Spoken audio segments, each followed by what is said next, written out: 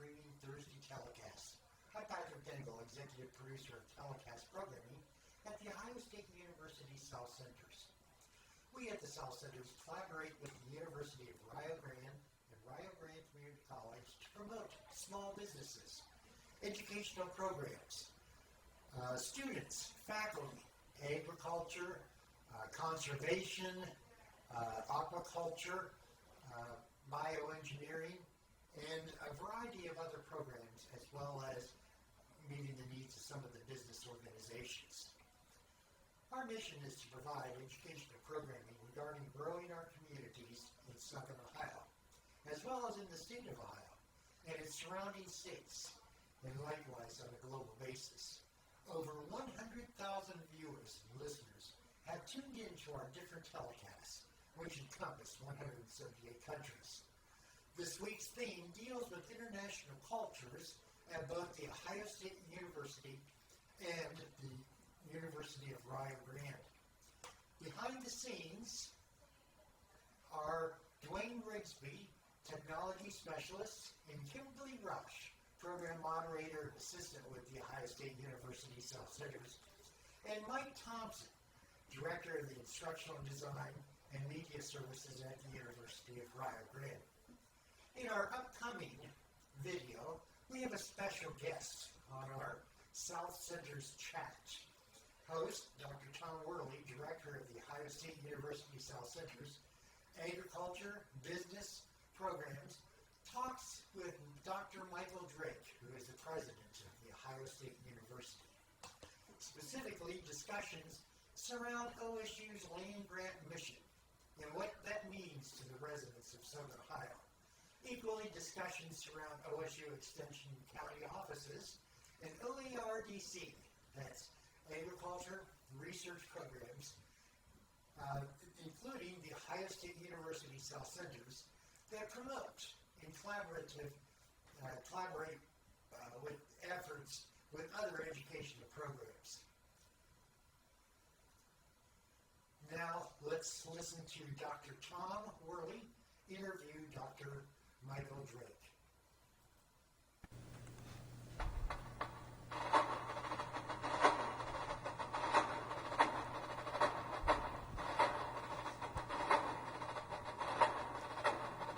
The Ohio State University College of Food, Agriculture, and Environmental Science is a driving force throughout rural Ohio, and in particular, its South Centers located in Piketon, Ohio.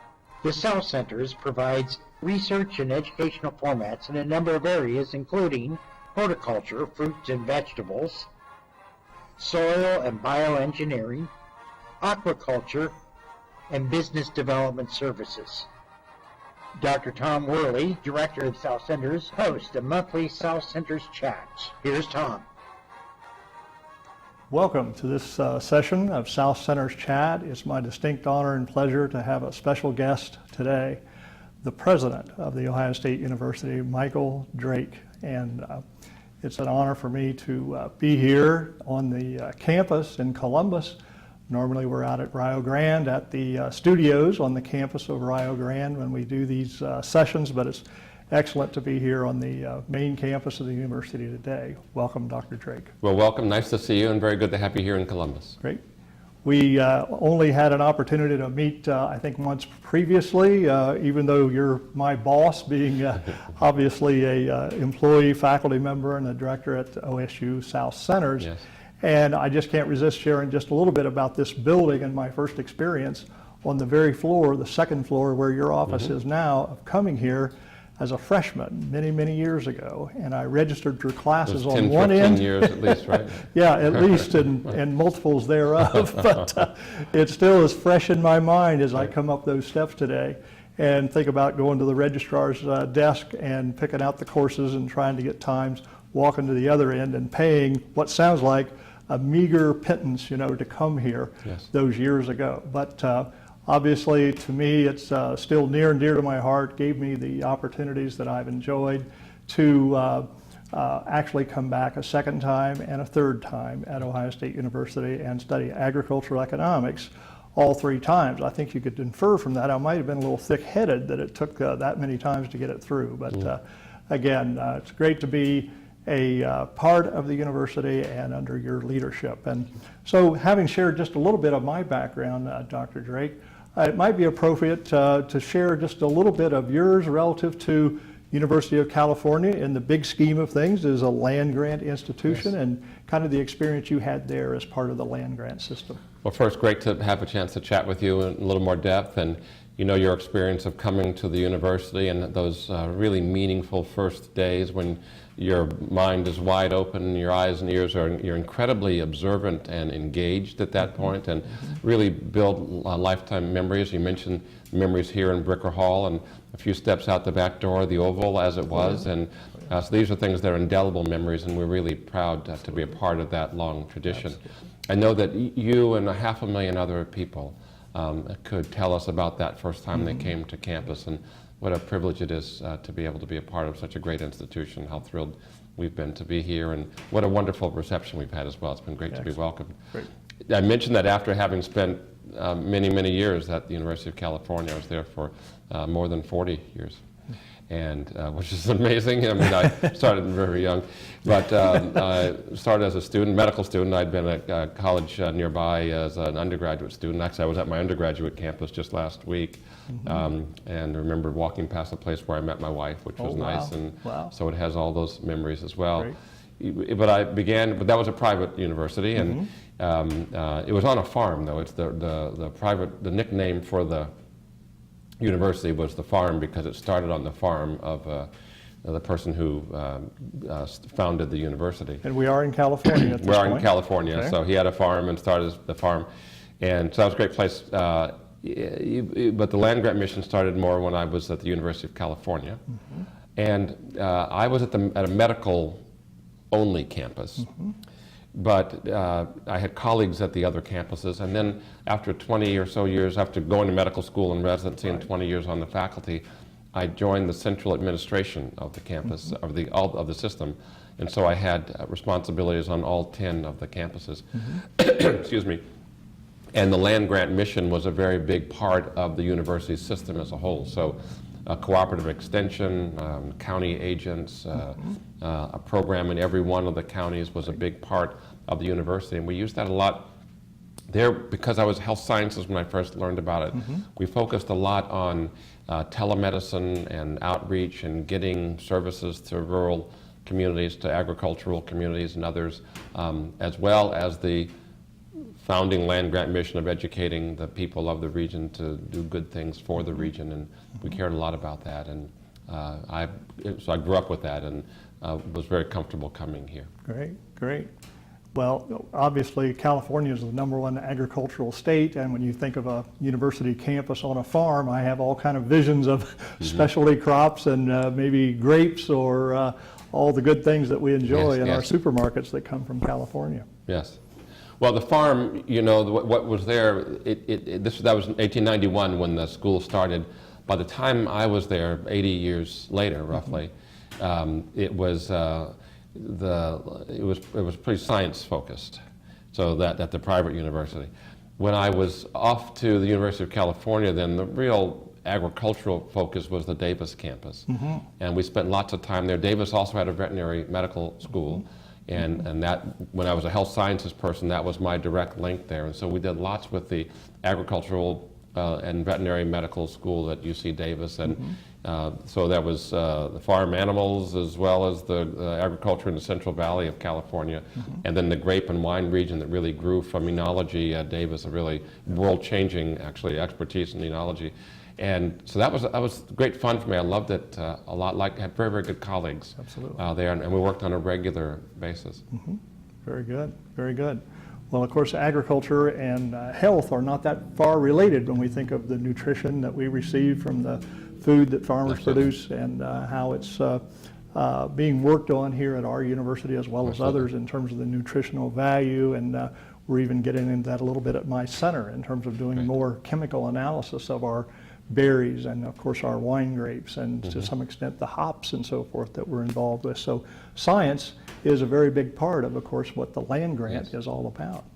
Well, I won't say anything about the fact that when you mentioned 3 crops, one was hops and another was wine grapes, and that. But what I would say is that you mentioned the connection between health and agriculture, and they're really the same thing. I mean, we are what we eat, and so we're really very, very connected. And when I was working in the health arena, we had one of the many things I was doing there is we had a global health initiative, and a part of that was a thing called One Health.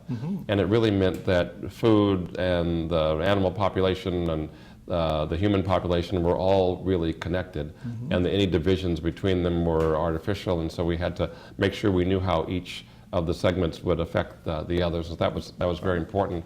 I was just out at Farm Science Review about 2 weeks ago, and which is a great event for anyone who hasn't been there, but it's a combination between like the state fair and a car show. I mean, really amazing science, amazing technology, great things that help us do a better job of being farmers in an efficient and effective way. Right.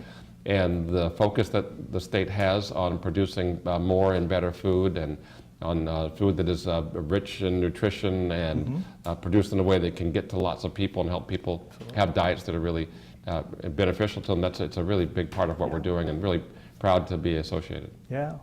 Farm Science Review is a big centerpiece of our college's activity, one of the most visible things, I think, each year. And everybody certainly enjoys. I think 117,000 people is what was This counted, year, we had an amazing year. Yes. Quite a year. You know, I wonder if you could share with me just a little bit. I heard you early in your presidency, you came to our Extension annual conference over in the Ohio Union, and you gave an excellent overview of the land grant mission and that tripart mission of teaching, research, and extension, and how you had experienced that in California. You've touched on that a little bit. Yes. But, kind of especially thinking about a bit of our southern Ohio audience, out of Columbus, out of the urban areas, into the rural areas of Ohio, how the teaching mission and the access fits into part of your 2020 vision and affordability. You might talk a little bit about the student recruitment and retention here at Ohio State. I enjoyed my visit to Southern Ohio very, very much, and when I came down to see you and was at Rio Grande and went down to Gallipolis, and and had a great day. Spent the night in Benton County, worked on a urban farm. It wasn't so urban. I mean, it was a garden plot at the school, at the high school, and so it was near a big building, but it was really to kind of do a great job. But you can always say rural when you're in Benton County. I was There's saying, no yeah, danger. no. What I said, I was near a big building, but it was actually, it was in Benton County, so it was rural. Right. But let me say, I worked there with people on trying to connect in a very good way with the good people we met. We were in MacArthur, I think, and we had a good day. Excellent. And so that's a real important part of what we do, or what we believe we do, is that we are connected to all 88 counties in Ohio. There are people in Cincinnati and people in Cleveland, people toward the east or the west, but everyone's a Buckeye. Right. And so we have programs and students in all 88 counties. Absolutely. We have a new thing that we've established this year called Affordability Grants that we've used. We worked on administrative savings, trying to find how people in this building could save some money by being more effective and efficient, and then trying to capture those savings and return them immediately to our students. And so we returned $15 million in need-based aid to our students, lower income and middle income, students from lower income and middle income families, and we were able to give affordability grants to students in all 88 counties. So we had students all over, and that's a really important thing for us. And our land grant mission is to serve the people of the region in which we were founded. All of these universities were put someplace for the purpose of uplifting the people that were there, educate the sons and daughters of people who are living there, and so that's a really important part of our mission. And then we educate people for them to be able to go into the community and be leaders. Absolutely. So when we think about our students, we think of a 4-part mission. We have 4 pillars of excellence that we try to focus on. One is academic excellence, which takes place in the classroom. Another is research excellence, which is really creative excellence. So it can be in a laboratory science research, but it also can be writing a song or a play or something else, or a novel. So it's not just bench science creativity or research, it's also research in the human condition and in the arts. So there's academic excellence, research excellence, and then we have character excellence. We think about developing the whole person when they come to our campus. We get people who are routinely just out of high school and first time living away from home, first time living on their own, and there's a lot of growth that takes place over those years. You'll remember again when you arrived here and the difference when by the time you left here a few years later. And then we think of leadership excellence, that we want people to be able to go back into their communities and take a hand in leading those communities forward.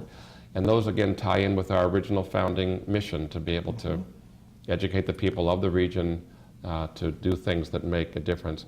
We also want to, we acquire, we learn them, but as they get out into the world and make a difference, that's when they have their real application. That's a very, very important part of our mission. We want to be here in a way that makes a difference to people. Absolutely, absolutely.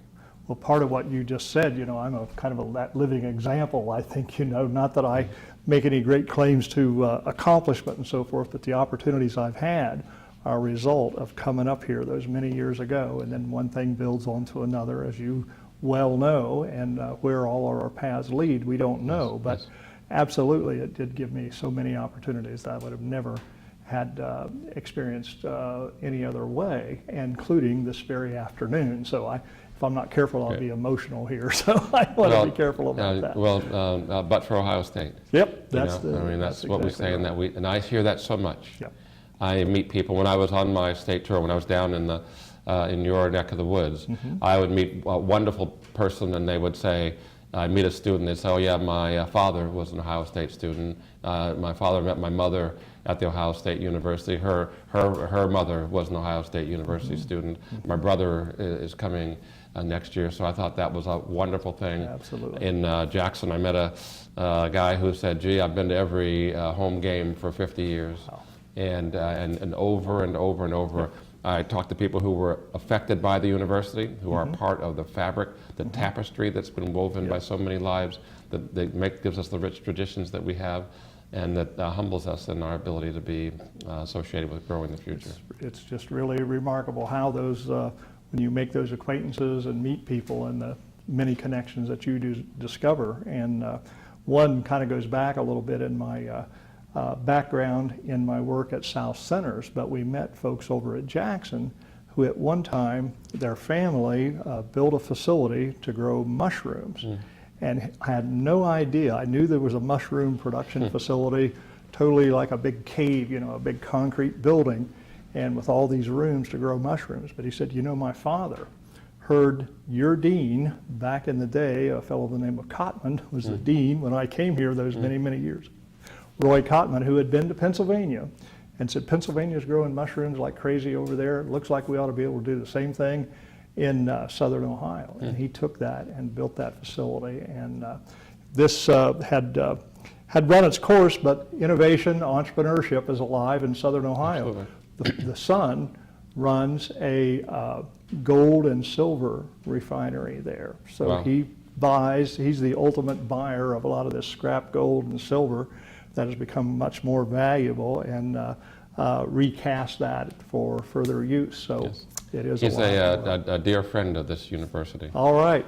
Dear friend of this university, and understands the connection that we have to the broader community. Absolutely. And we appreciate his support. Absolutely. Very, very much. Truly. Absolutely. He's loyal. I was at a tailgate with him a game before last, so 10 days ago. Okay. So you're a couple hundred yards from here. Making excellent connections.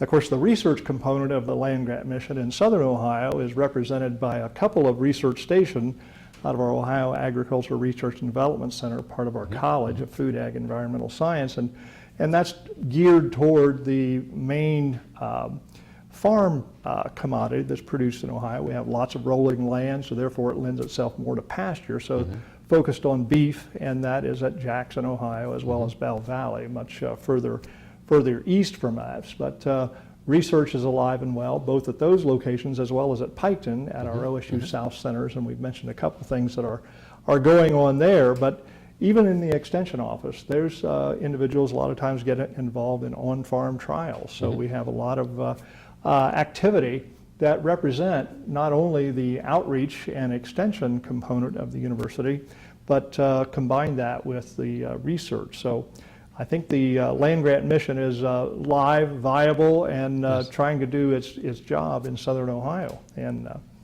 we're pleased to be a part of that. Well, when we visited, I mean, there are the research projects that you mentioned in Myriad, but there was also financial literacy and a whole series of other things that are great for people to know. And so that's a big part of who we are as a university, to touch people in ways that make a difference to them. And so, as I said, it's a privilege for us. Yeah, one of our big programs at OSU South Centers is our business development program, and we're celebrating some of the successes with our business partners as part of our incubator the day that you came in, and you got to meet a few of those, and we see that very much as research-based information that we're trying to provide to very engaged individuals through that. And we count those as partners. A lot of people might refer to them as tenants, as we did maybe in the first few months, but our manager came to me and he said, Tom, we really need to adopt the lingo of their partners, because we are working with them to make them successful. And that denotes something more than a landlord-tenant relationship when they are resident in our building. And of course, I think that in Southern Ohio, there's been a lot of efforts to attract new industry and create jobs that way. It's a great strategy, but it doesn't always play out. There are lots of competition for new plants that will employ hundreds of people, but we feel that we're trying to work from within. And there you go back to that leadership, to people that have been to Ohio State or other institutions and want to give back to the region and try to begin businesses, and we're certainly big supporters of that throughout Southern Ohio. So we have a lot of collaboration with the various business interests and economic development interests, and I think that's a big part of the mission of the university. And I don't know whether there's any of the myriad of partnerships that might come to mind that you'd want to talk about, whether it be medically or in education or something else, Dr. Drake. Well, one to talk about is generally how the cycle works. And I actually listened to a talk given by a colleague, Tina Seelig, and it's nicely described, and she talks about creativity. And creativity is when we have a problem, we think. Well, let me start with imagination. Let me be more. So we imagine things, we envision things that don't exist. So that's kind of our imagination. Starts in here. So it starts in there with your imagining things. And actually, imagination starts with engagement. I mean, you are connected with things, you know things, you have a feeling about things, and you start to think about them. And you can imagine things that don't exist or imagine them working in different ways. And creativity is when we try to think of solutions to those things that we imagine. So we kind of apply our imagination to think of solutions. And then innovation is when we use our creativity to come up with novel solutions, things that haven't been done before, new ways to approach it. And then entrepreneurialism is when you take those innovative solutions and apply them more broadly to populations or to processes or to people, things that really make a difference and lead to fruition. And then the virtuous cycle, when you're an entrepreneur, part of what you need to do is to stimulate the imagination of other people to be able to carry out your vision. And then that leads to creativity and innovation. And so there's a virtuous cycle that goes forward. So in all of the things that you've been talking about, the things that take place here and that are different, with our different partners around the state, we have an incredible number of ideas that are coming up. We have many, many ways to connect those ideas. So it's straightforward and simple things sometimes for us, like connections that we have with the business community. I was on a trip with the Columbus Partnership a little while ago, multiple business CEOs from this region looking at ways that we can stimulate the region and the economy, thinking a lot about economic development, thinking about jobs. But we've also been working with people in food security and doing what we can to get healthy, nutritious, appropriate food to people who live in food deserts. I was in a bit of an area when we were down in Benton County. The grocery store closed up a few years ago. No supermarket. And so there's no supermarket in Benton County, and so people have to travel to go to the grocery store, and that changes the economy of the county quite a bit. Here in Columbus, though, we have neighborhoods that don't have full-service grocery stores. They might have a corner convenience-like store, but if they want to get fresh and nutritious food for their growing families, it's a difficult thing to do, and it might take them as long to get to the supermarket as it does to somebody who lives in Benton County. And so what we want to do is to try to look at places where people don't have access to nutritious, effective food, and make more food. In a state with the agricultural system and quality of Ohio, we wanted to make sure that no one went wanting for a lack of access. And so that's very, very important to us. At the same time, we have great medical research going on. A couple of weeks ago, I was at hospital, and we were developing a new neurosciences institute and talking there about the NeuroBridge project that we've taken on with people from neurosciences, from engineering, from Battelle Corporation, so a real public-private partnership. And they have a young man who was in a tragic accident several years ago and had spinal cord injury that left him quadriplegic. Through the NeuroBridge and an implantable device, it actually implanted in his brain, connected by a wire to his arm. He had learned how to move his arm. I saw him moving fingers about a year ago, and then he got to the place where he can now lift a spoon and pick up a telephone.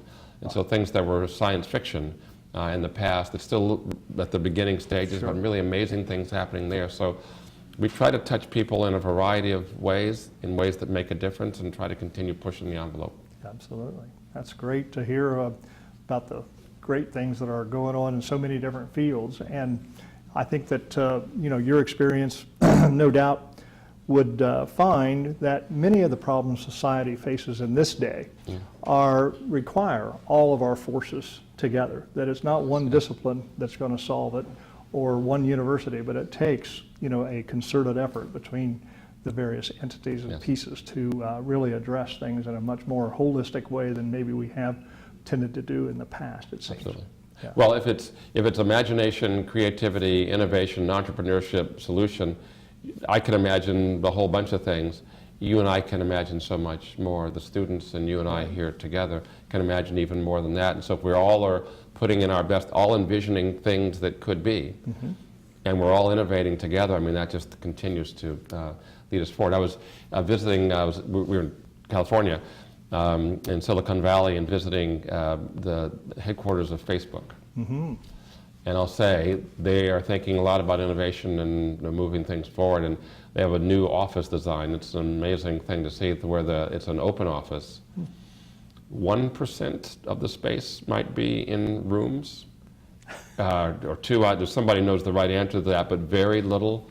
1,000, or again, I shouldn't quote a number, but desk after desk after desk after desk of people who can flow with ideas and connect with each other, rather than going off by themselves and thinking what they can think there. It's a collaborative, it's built to stimulate collaboration, creativity, innovation, and you can just see the ideas and the engine turning as we speak. I mean, it's an incredible thing, and I think as we move forward in the future, you mentioned tenants are really partners, and I think that we're all really partners and collaborators and trying to do what we can to make this a better world, and the more interaction we can have, the better. Absolutely. That's a very fascinating observation you made about Facebook, as we think about the world becoming kind of distant and disconnected through these devices and so forth. But one of the leaders in that they value the face-to-face, eyeball to eyeball. Totally critical for them, and they and the offices that are there, CEO's office, are all glass, so there's no place to hide. Absolutely, absolutely. Well, very fascinating. I think we're getting down to the wire here. We got 3 minutes or so left, Dr. Drake. It's like a football game. We have the 3-minute drill. Right? I know it's a 2-minute drill, but but one of the things I thought maybe we could touch on just as we go finish through a no huddle. We've tried to reach out as our little part of Ohio State University to our sister institutions in Southern Ohio, University of Rio Grande, Shawnee State University, Southern State Community College, and OU, Ohio University Chillicothe, are all in proximity to us. And we've had partnerships with those institutions over the years that we've enjoyed. And of course, even this very broadcast that we're part of is a team effort between Rio Grande and our OSU South Center's business team. So just that an example of what can be accomplished when people look at something and an opportunity and try to make the most of it. And we certainly are always looking for new ways to engage with our sister institutions in Southern Ohio. Well, I think Southern Ohio is very fortunate to have several really outstanding higher education institutions with some of the best leaders in higher education any place in the country. And so our partners there are people who really do stimulate and support us and who we feel very close to. We found it to be very true, and I know we enjoy the relationship with the President Michelle Johnson over at Rio Grande. We have a new president at Shawnee State University that started this past summer, President Kurtz, I believe. Yes, she's a part of IUC, and so I see her. And yes, and President Johnson's an outstanding person. Absolutely, absolutely. Well, I really have enjoyed this opportunity to sit and visit with you in your home environment, and one that, as I say, I have just that much familiarity with from many, many years ago. But Well, of course, you have that much familiarity with, I'd say. but from where I sit, this hands are in great shape, and we look forward to seeing you in Southern Ohio when you're out on tour again, and you know where to call if we can ever help you in anything in our end of the woods. Let me say thanks for coming by to visit us. Great to see you. Go Bucks. Go Bucks.